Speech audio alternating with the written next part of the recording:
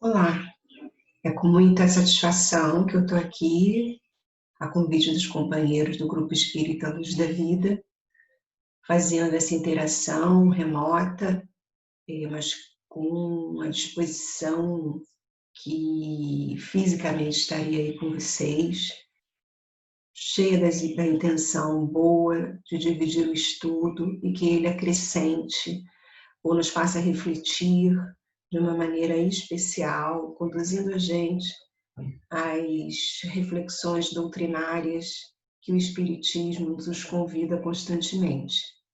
Eu espero que estejam todos bem, atravessando esse momento difícil, conturbado, aonde os isolamentos trazem a reflexão de novas perspectivas por todos os ângulos da vida, seja social, sejam íntimos e psicológicos, nas relações de trabalho, enfim, mas principalmente as relações da saúde, né?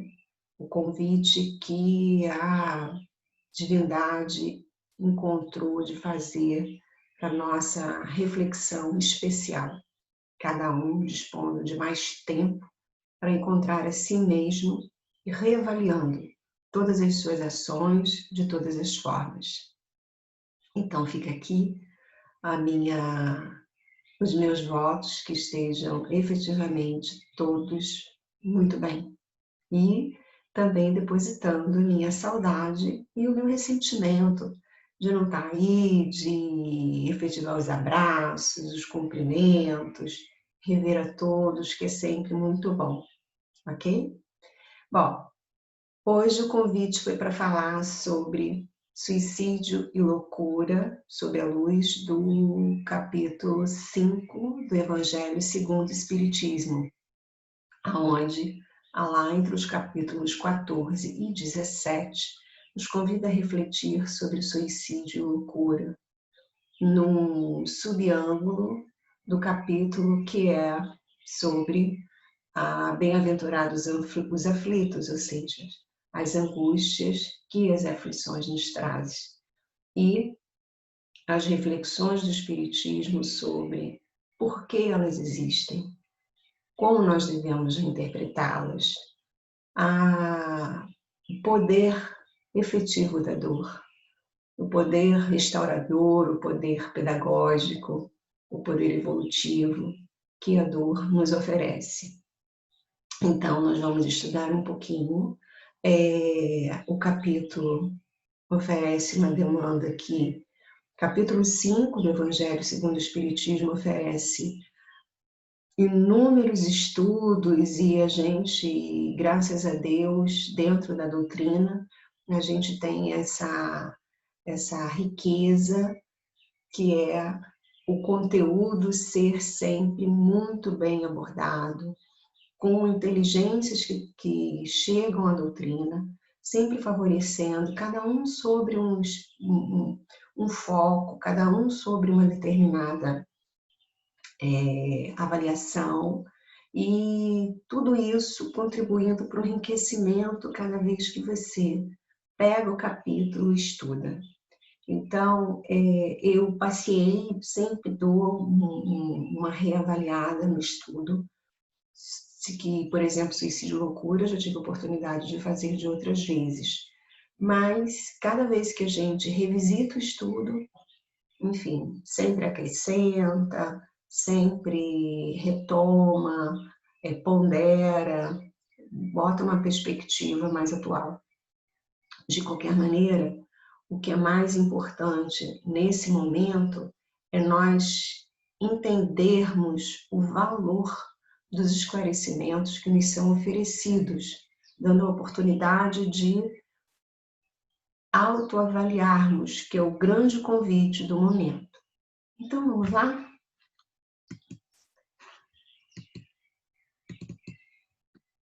No Evangelho segundo o Espiritismo, no capítulo 5, Suicídio e Loucura, parágrafos de 14 a 17. A defesa da vida, suicídio não, você continuará a viver depois da morte, suicídio é ilusão, procure ajuda. Esse é um folheto que a Federação Espírita do Brasil distribui, faz um trabalho permanente de elucidação sobre o valor da vida, sobre os impactos que podem advir do comprometimento da sua vida, seja de forma consciente, seja de forma inconsciente. Essa é uma bandeira, um trabalho, um investimento que a federação constantemente conduz, e eu entendi pertinente colocar esse prospecto aqui para entender que nós estamos falando de algo que é o maior valor que nós, encarnados, dispomos, que é a vida. Há alguns anos atrás, eu tive o prazer de conviver com uma companheira que era também palestrante, também apresentava estudos, e toda vez que ela começava uma prece, fosse aonde fosse, ela começava dizendo: Senhor, obrigada pela vida.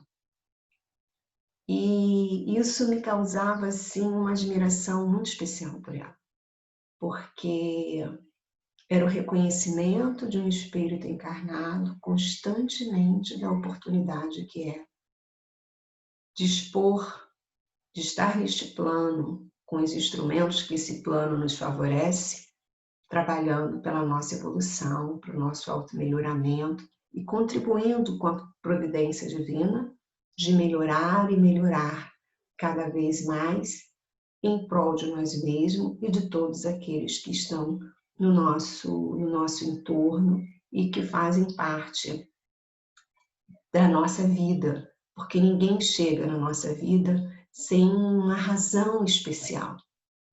Então vamos lá, vamos falar um pouco do nosso capítulo 5, né? Bom, bem-aventurados os aflitos, como eu já explanei rapidamente, é o capítulo que fala das aflições e das dores. É o maior capítulo do Evangelho segundo o Espiritismo e vem a cada um dos seus subcapítulos falando de situações difíceis da vida que precisam ser avaliadas de uma maneira especial. Com todos os ensinamentos do Mestre Jesus, dizendo que a forma de nós passarmos por tudo isso é na resiliência, é na coragem, é na fé. A fé que existe um Deus Pai Todo-Poderoso, aonde uma justiça e uma misericórdia divina constantemente nos socorre, a par até de nós não reconhecermos essa intercessão. Então, apesar disso tudo, não raramente nós, no nosso livre-arbítrio, desmerecemos essa compreensão, desmerecemos essa proteção potencial e comprometemos os desígnios divinos.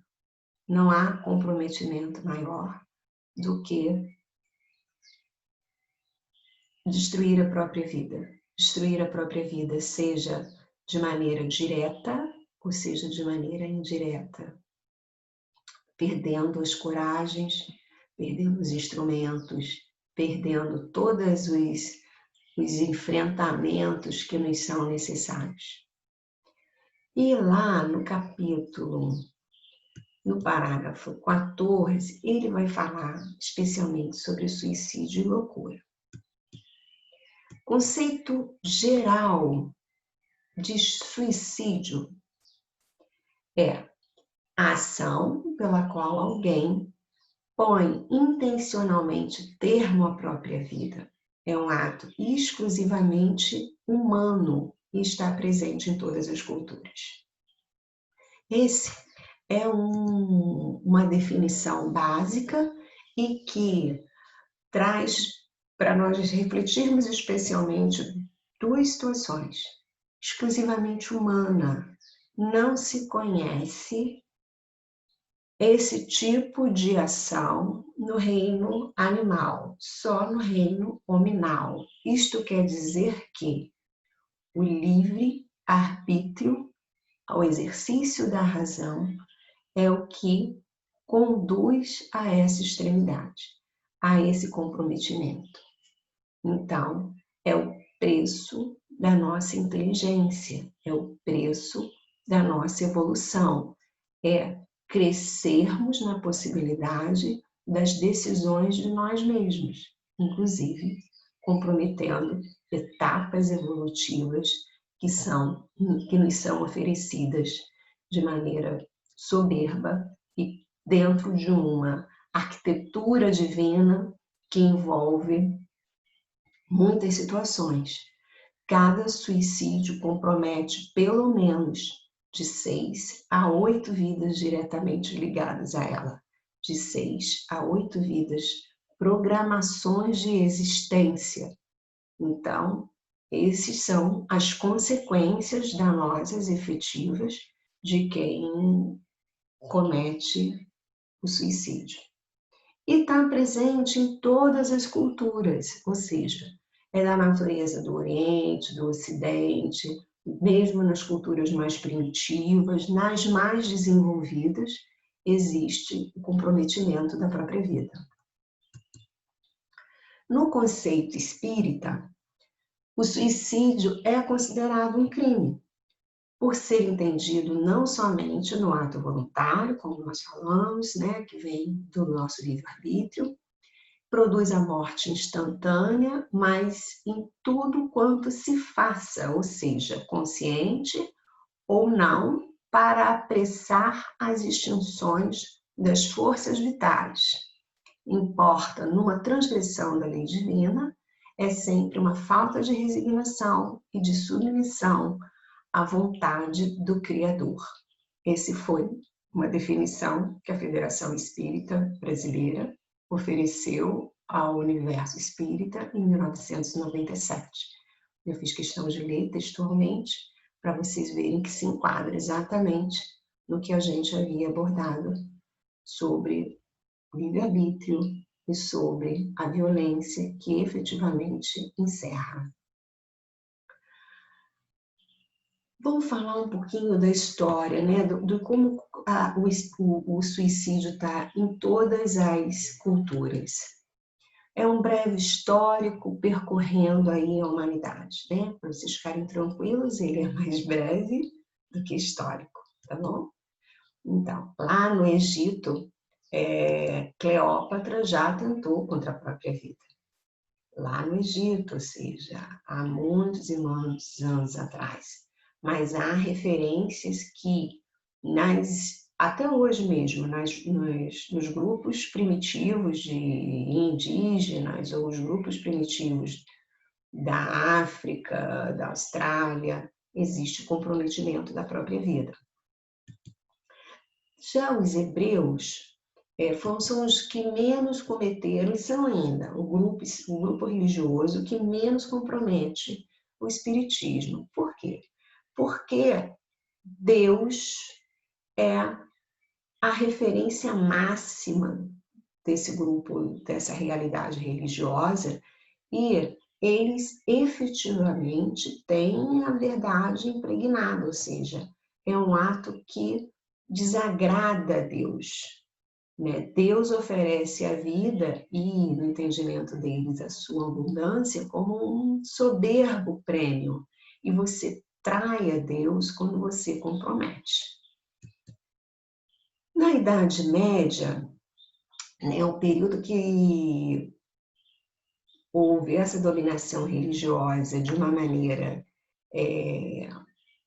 bem subveniente, o suicídio diminui, porque quem cometesse perdia as bênçãos da igreja, né? Bem recentemente, no filme do Divaldo, há aquela cena em que a mãe dele fica desesperada quando o padre diz que não pode rezar uma missa pela alma da filha dela, porque ela não é mais considerada filha de Deus. E ela fica desesperada. Como não pode? Se ela é a quem mais precisa, e se Deus é perdão, como é que não pode? Não é? Então, é reflexo ainda dessas designações ou melhor dizendo, reflexo das orientações religiosas ainda medievais. Na Renascença, ou seja, quando a inteligência veio chegando e abrindo as portas daqueles castelos tão escuros e tão fechados do mundo medieval, e a inteligência, as ações humanas se apropriando das suas liberdades, inclusive da liberdade de entendimento, de discernimento, e as coisas vão ficando diferentes, né? Então, com isso, os valores religiosos foram diminuindo e o suicídio volta a ter um papel, uma presença maior na sociedade, uma prática violenta de insatisfação pessoal. No povo oriental, o suicídio é visto de uma forma vulgar e até normal, né? Nos japoneses, adotam até hoje o harakiri, né, como uma forma corajosa, uma saída corajosa de situações difíceis da vida comum, né? A gente tem notícias que tem pais que se suicidam no Japão, assim como tem crianças, porque não suportam a vergonha de uma nota ruim na escola. E isso é visto com uma coragem, porque é a coragem de enfrentar a morte, que é um grande mistério, um grande enigma, mostrando-se corajoso e, com isso, abandonando a vida, né? O que vem frontalmente em desencontro com as oportunidades que a vida material, que a vida física representa, né? Em cima desse tipo de valor, é que, por exemplo, os kamikazes na Segunda Guerra Mundial representavam o máximo da coragem japonesa, ou seja, os aviões bombas que os pilotos atiravam, comprometendo, evidentemente, a sua existência em favor do interesse do Estado japonês. Na Índia, a questão do suicídio é ainda assim, mais terrível. Por quê? Porque as frustrações são muito, muito grandes, pessoais. E o sistema de castas impede em que haja qualquer tipo de perspectiva na mudança das suas próprias vidas, dos seus destinos. E com isso, o número de suicídios na China é muito grande. A campanha do governo indiano, eu falei, China, gente, desculpa, não é China, é Índia, por favor. Então, na Índia existe uma campanha muito grande, né, em favor dessa conscientização, superando para debelar esses números que são tão impactantes, né? O meu inconsciente falou China, porque a gente sabe que na China, com certeza, é uma prática muito, muito comum, mas que, infelizmente, a gente não tem a divulgação desses números. Esses números não são revelados. Bom, e a gente tem agora, atualmente, no terrorismo islâmico também, o entendimento que o suicídio heróico é bem visto por Deus, que Allah reconhece o sacrifício da própria vida, quando é para o interesse das práticas e, enfim, do domínio islâmico no mundo, né? Então, os homens bombas, as mulheres bombas estão aí trazendo para a gente essa nova prática tão temerosa, tão difícil, tão infeliz, da gente ver resultados a médio prazo de esclarecimento e de enfim, reversão desse tipo de ação, né? Então, a gente está falando de uma situação que é pandêmica, essa palavra que está tão comum agora no nosso universo, mas o fato é que o mundo fechava os olhos por um drama silencioso que é o suicídio e que a cada ano 1 milhão de pessoas morrem. Eu tenho a impressão que o Covid ainda não bateu essa marca. O que significa a cada 40 segundos morre uma pessoa de suicídio no planeta Terra. É uma pandemia silenciosa, onde as ações guardam muita complexidade, porque para ela ser debelada, para esses índices diminuírem, a gente tem que chegar no íntimo de um coração muito aflito. Aqui no Brasil, a situação é severa. Nós somos o 8º país com maior número de casos de suicídio. A estatística mostra, eu vou contar que esteja bastante legível aí para vocês, que é o país líder no mundo latino-americano, né? Ele tem um número de mortes femininas muito maior do que o de mortes masculinas, né?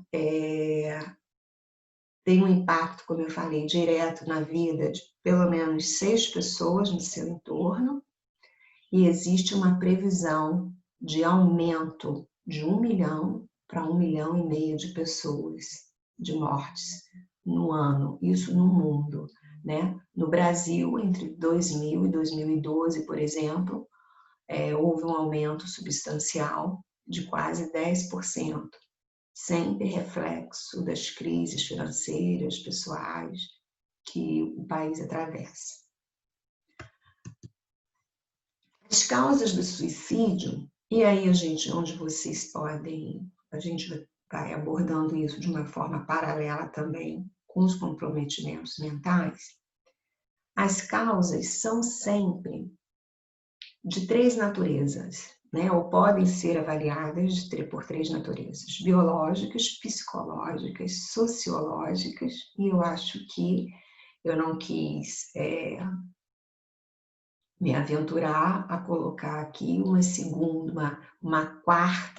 um quarto aspecto, que são os aspectos da trajetória espiritual da pessoa, né? Porque nós conhecemos aí os depoimentos, as grandes obras espíritas, as grandes revelações, o nosso conhecimento doutrinário, que quem já praticou, quem já tentou contra a própria vida, tem no seu inconsciente guardado esse tipo de demanda, independente de ter as influenciações espíritas, do mundo espiritual de baixa vibração, que asseveram, que te induzem, que comprometem o teu discernimento. Mas, voltando ao estudo mais, vamos dizer, não espírita, as causas basicamente se diferem como biológicas, psicológicas e sociais. Vamos ver cada uma delas.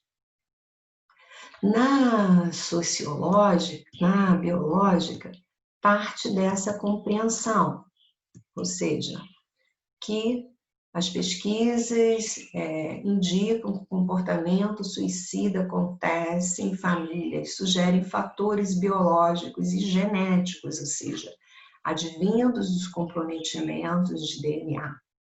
Algumas pessoas nascem com certas desordens psiquiátricas e esquizofrênicas, que são genéticas e que conduzem, com certeza, aumenta o risco de suicídio.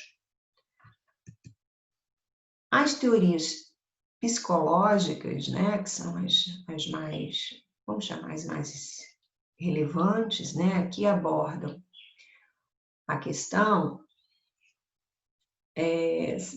apontam o diagnóstico das neuroses, né?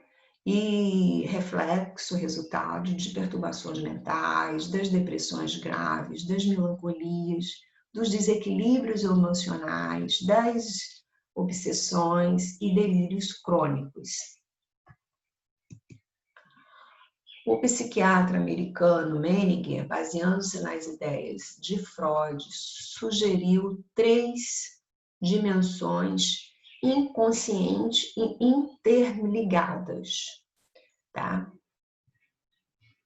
O suicídio é resultado do desejo de vingança e ódio, desejo de matar, o advindo da depressão, do desespero, que é o desejo de morrer, e a culpa, que é o desejo de ser morto. Então, essas são as formas, assim, resumidas, que traduzem o ato do comprometimento da vida.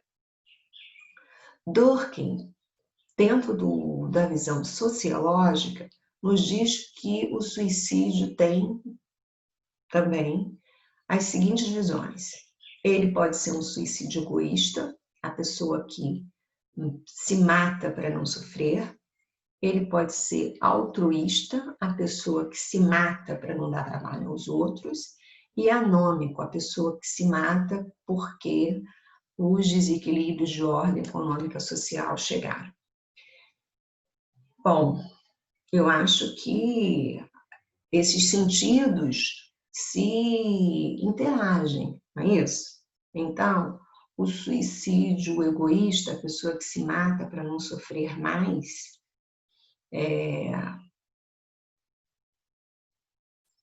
passa pelas questões psicológicas que nós vimos anteriormente, da mesma forma que da pessoa que mata para não dar trabalho aos outros, né?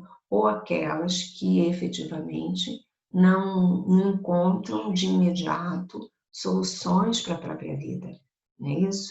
Diante das grandes tragédias financeiras, pessoais, das ordens de saúde, enfim, de como chegou a dor na sua porta e aonde não vê saída e acha e acredita que a morte é que vai proporcionar a solução imediata, porque acha que a morte é o fim, a morte é como termina a vida e a sua potencialidade.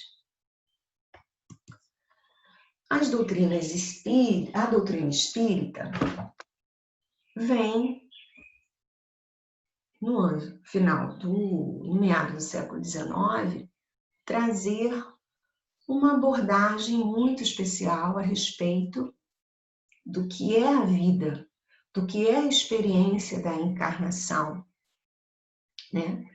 Então, e no Livro dos Espíritos, nos fala assim entre a pergunta 943 e 957.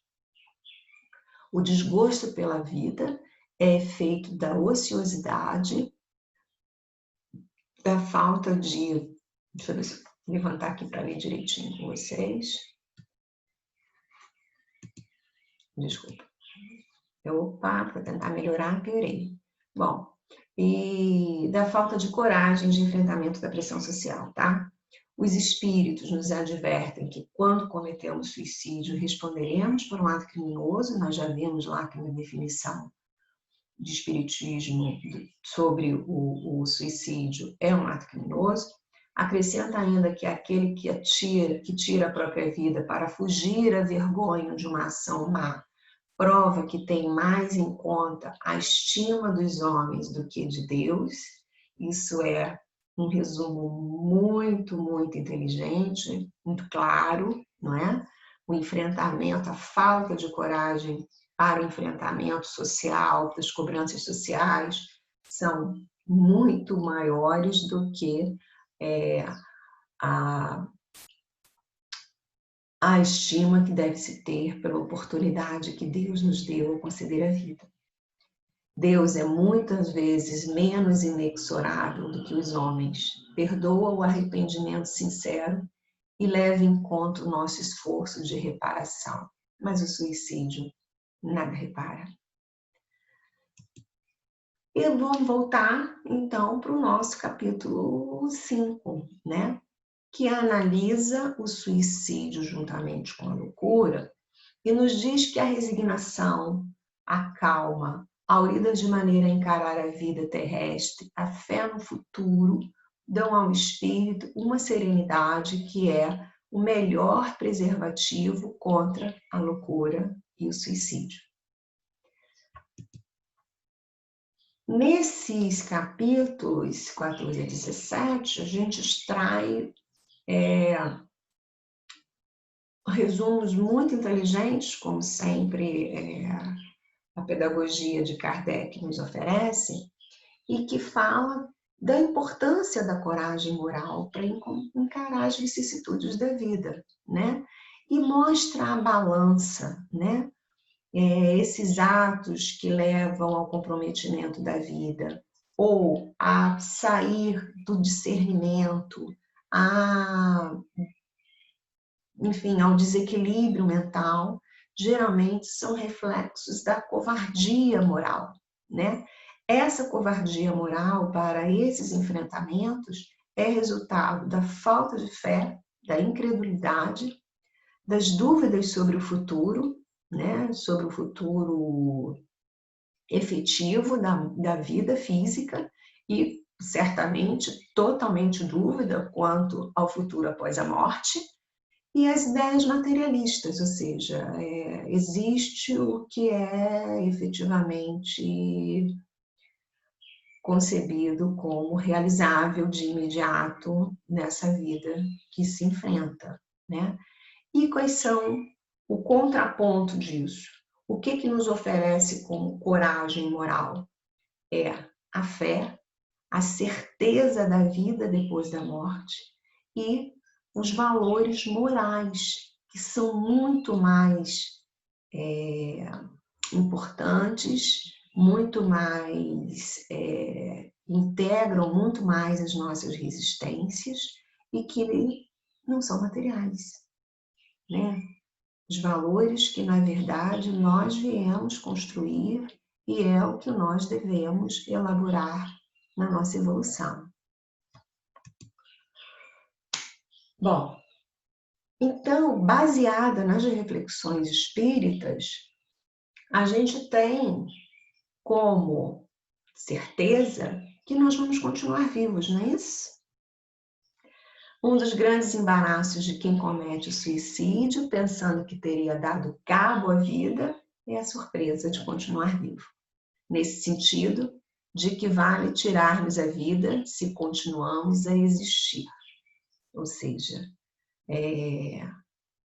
a vida não acaba nas portas da transição dessa dimensão para outra, e as nossas ações serão lá reparadas de uma maneira totalmente reflexo do que nós fizemos aqui. Então, essa certeza nos ampara para a valorização dessa oportunidade e, com certeza, que o comprometimento da própria vida não é resposta, não resolve, não atende. A segunda questão é que a vida futura lhe dá condições de saber que será menos ou mais feliz. A certeza da vida futura nos dá condições de saber se seremos mais felizes de acordo com a resignação que tivermos suportado o sofrimento aqui na Terra. Então, nesse mundo de expiação e provas, aonde nós viemos aqui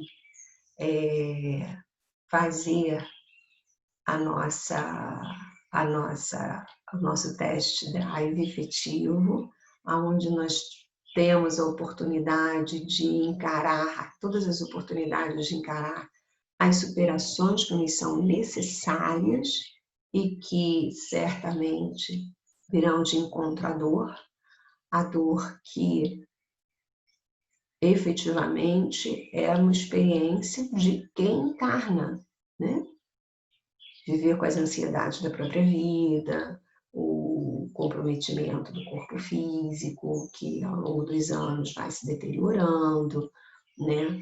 As realizações pessoais ou não das pessoas que mais amamos, as perdas das pessoas de quem amamos, tudo isso são experiências dolorosas. Todas essas experiências nos são necessárias, né? E a forma que a gente encara, convive, conduz, vão ser efetivamente consideradas na nossa, tem um reflexo imediato, na nossa continuidade, ou seja, após a morte. O suicídio inconsciente. A gente tem aí o exemplo clássico do filme, né, do livro Nosso Lar, aonde a história do espírito André Luiz, o clássico de todos nós espíritas, mostra o suicídio inconsciente, né? Aquele que efetivamente não respeitou a vida, agrediu ela de uma maneira efetiva e que conduziu ao seu fim e por isso deve responder, não é isso? Então, dissipar desordenadamente as energias físicas e mentais, né? Então, a gente deve estar bem atento aos nossos atos, se eles não vêm comprometer de uma forma efetiva aquilo que nós temos de mais valoroso, que é o recurso, o instrumento, o corpo físico para conduzirmos a nossa vida. Bom, aí aqui a gente vai fazer uma reflexão bem especial, que é a respeito das atenuantes e das agravantes dessa história, porque a gente está falando há meia hora sobre como é grave, sobre como é sério, como é triste, como é, enfim, mas a gente não pode esquecer o tempo todo que a misericórdia divina, o amor socorre a todos, então, e a todas as suas ações. Os comprometimentos da vida, resultado do seu livre-arbítrio, lhes serão sérios, lhes serão graves, mas não serão resultados de maneira alguma da indiferença de Deus, muito menos deve ser da diferença de quem está em torno, de quem vive esse drama, de quem pensa nisso, de quem tem o seu desequilíbrio pessoal e mental por conta das fraquezas e das dificuldades da vida. Não temos o hábito de relacionar a parte e podemos cair no erro da absolutização do relativo. É o caso de estigmatizar todos os espíritos que cometeram suicídio, colocando-os no mesmo grau de sofrimento e punição. Há que se considerar a influência que receberam dos outros e seus estados mentais e etc. Será que nós, com o nosso mundo impensado de agir, não os induzimos involuntariamente? Será que a sociedade, pelo seu descaso, não deixou de auxiliá-los quando podia fazê-lo? Então, é para a gente refletir muito, porque o desespero do ser humano é algo muito sensível, cada um com o seu grau de resistência. E estamos nós em torno de situações que precisam ter o acolhimento, a compreensão, enfim, todos os níveis de socorro que nós possamos oferecer. E os momentos de angústia, de solidão, mais que passar por cima como um trator que vai moendo tudo que lhe vem de encontro. Utilizamos da prece e da vigilância, podemos avaliar, podemos aliviar muito desses males do pensamento. Orar e vigiar. É um ensinamento que vem no nosso socorro todos os tempos, né? É o grande remédio.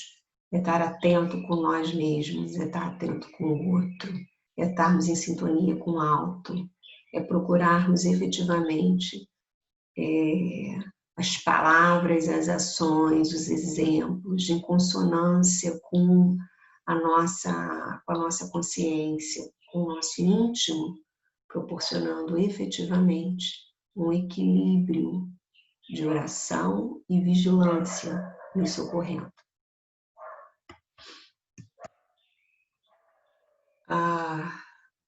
Não tem como a gente falar de suicídio sem falarmos da obra espírita que é um marco a respeito do assunto, é um tratado máximo a respeito do assunto e que, para nós, da doutrina, é basilar, não é isso? E no livro Memórias de um Suicida, que daria um simpósio, e a gente tem aí hoje disponível muito material esclarecedor, trazendo a vida de Ivone, trazendo a vida da médium, como ela escreveu o livro, numa psicografia intuitiva, os laços dela com a vida desse espírito, que é o que justamente possibilitou essa psicografia diferente, essa intuição especial. Então, tudo isso já a gente pode encontrar muito esclarecimento nos livros da doutrina, na rede, nos depoimentos, nas palestras, que já foram, efetivamente, estão aí disponíveis e que são sempre, sempre reveladores. Então, a gente vai falar aqui só um pouquinho para dar uma ilustrada, porque não tem como passar em branco. E lembrando que o livro fala da história, na verdade, do escritor português Camilo, e que é um eloquente e de uma sabedoria muito, muito grande, né? Resultado da sua experiência enquanto Camilo, enquanto na Terra viveu como Camilo, e que foi um escritor português famoso, e que comprometimento da sua visão fez com que ele ia deixar de escrever e fez com que ele comprometesse sua vida. E os depoimentos do enfrentamento das consequências dessa opção que são relatadas de uma maneira grandiosa. Se o Vale dos Suicidas é visto como depoimentos fortes e que faz com que a obra seja especialmente difícil de ser lida, porque proporciona projeções mentais que são difíceis de enfrentar, mas também favorece, superadas as páginas iniciais, primeira parte do livro, projeções maravilhosas do socorro de instituição dos trabalhadores de Maria, que fazem um trabalho de luz, de acolhimento, envolvendo na inteligência que socorre, no amor que conforta e nas restaurações das psiques, de como cada um enfrenta o socorro que lhe é oferecido. Então, o livro, a obra é soberba. Fica aqui o meu a minha admiração pela obra, pelo meu agradecimento por ter chegado a encontrar aquelas páginas que são tão formadoras, né, para todos nós. Mas, vamos falar mais um pouquinho. O Camilo conta a experiência dele nesse livro e de outros suicidas, né? Já deu até radionovela, olha só, a gente encontra na rede a radionovela e deve ser bem legal. Então, além da história do Camilo, que é o escritor que a gente já falou, tem a história de Jerônimo, que deu um tiro no ouvido porque era rico, não suporta a ruína dos negócios comerciais. Tem a história de Mário Sobral, que perdeu-se nos instintos inferiores, influenciado pela beleza física, vaidade, sedução, que pediam cada vez mais prazeres. Quando percebeu que estava perdendo a sua esposa para outro, tentou encontrar-se e reconduzir sua vida, mas não conseguiu. Sua esposa não aceitou. Ele, então, a matou estrangulada e logo após se enforca. Belarmino, professor conceituado, diante de uma tuberculose, resolve acabar com o sofrimento cortando os pulsos. E João, que era viciado em jogo, perdeu tudo, inclusive a honra e a própria vida, e se envenena.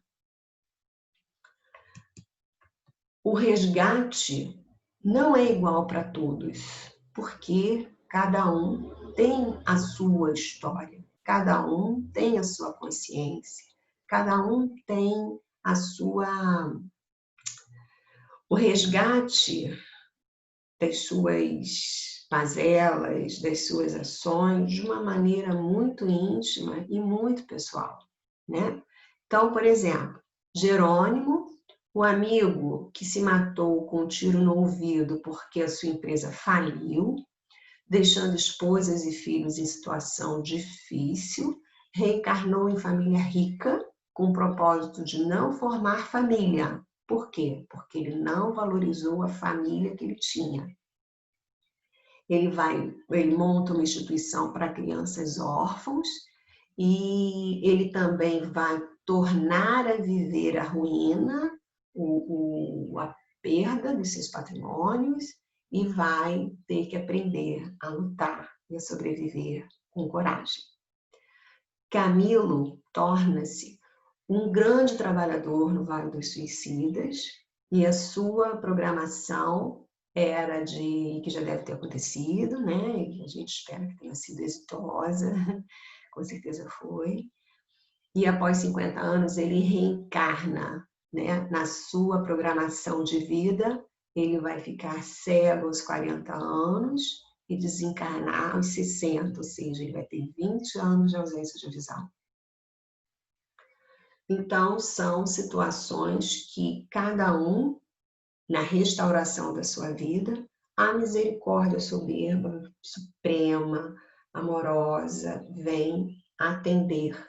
Não vai passar nada sem a efetiva expiação, conduzindo ao reconhecimento e à restauração dos seus atos danosos, seja contra a própria vida ou a vida do outro, né?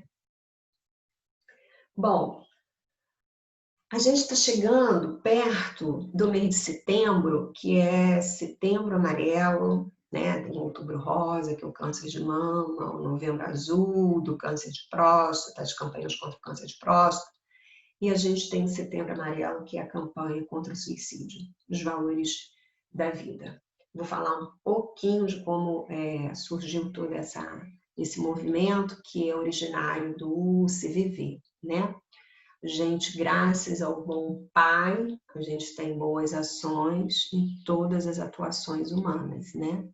Então, um reverendo inglês é criador desse serviço de prevenção, né, que no mundo britânico se chama Samaritanos, né? É uma ONG, né? Aqui no Brasil é CVV, Centro de Valorização da Vida, né? Esse pastor, em 1936, foi chamado para oficiar o funeral de uma criança, uma menina de 14 anos, tá?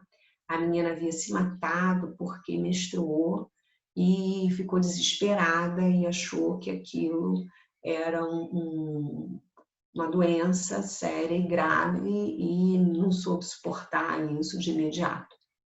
Ele ficou muito chocado com esse episódio e resolveu dar aula de educação sexual para jovens. Depois, numa notícia de jornal, ele conheceu que 3 pessoas se suicidavam por dia em Londres. Foi assim que, em 1953, numa pequena sala, ele abriu e fundou os Samaritanos, que hoje é o CVV. Atualmente, há muitos centros como esse, inclusive com endereço na internet. E a gente tem muitos espíritas, muitas pessoas que conhecem a doutrina, que são espíritas praticantes, que atuam no CVV diretamente, se valendo do nosso conhecimento, do nosso discurso, dos valores doutrinários que atuam no CVV de uma forma muito efetiva, oferecendo palavras de socorro, de conforto, muito operosas e que vem realmente de encontro uma ideia à outra, tá? O SAMU listou algumas dicas para nós que estamos na nossa interação social, identificarmos e procurarmos socorrer de imediato, tá? Quando nós vermos alguém que aponte atos que comprometam a própria vida, ou que estão mergulhadas nas suas crises mentais, nos seus delírios, nas suas depressões, nas crises de pânico, nos transtornos que estão aí, múltiplos e cada vez mais presentes,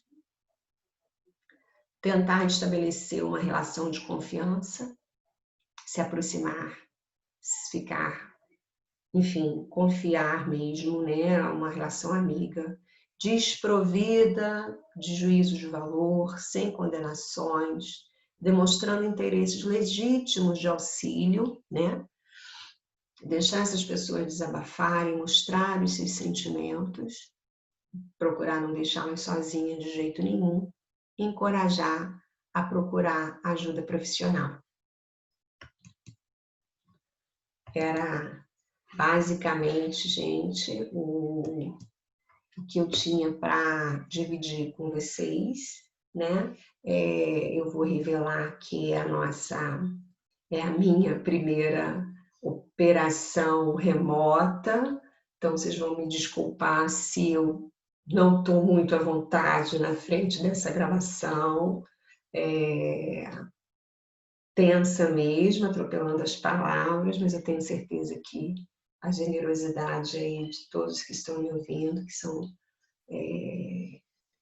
compreensivos na nossa fraternidade espírita, podem me perdoar aí por esse ensaio, vamos chamar assim, tá bom? Eu agradeço e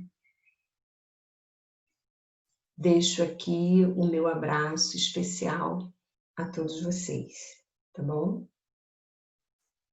E vou encerrar fazendo a nossa prece, pedindo a Deus Pai Todo-Poderoso, a seus trabalhadores, a seus operadores, Senhor, que venham de encontro a cada um de nós, a cada ponto de residência, aos locais, aonde possa chegar a vibração dessa reunião à distância, mas que é a distância física, Senhor, não é a distância emocional.